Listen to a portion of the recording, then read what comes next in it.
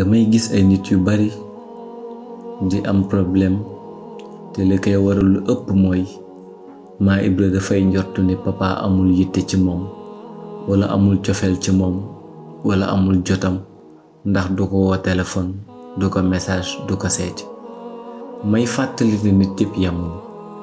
maa Ibra moom li mu jàppee xaritoo mooy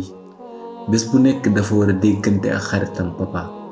dañoo war a gisante saa su nekk séq jotaay messageante via réseaux sociaux yi etc. Par contre am na papa moo xam ni mën na nekk xarit bu dugg ci maa Ibra bëgg ko lool fonk ko lool yéene ko lu nekk te pourtant du ko seeti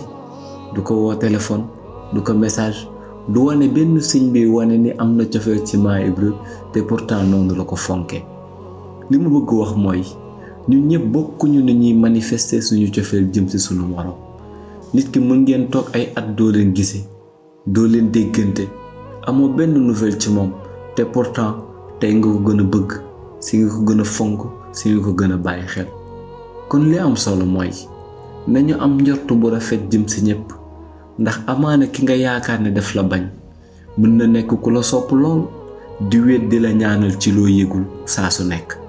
kon yàlla na yàlla sellal suñuy xel ak suñuy xol ci barke Yonent bi alayhi salaatu wasalaam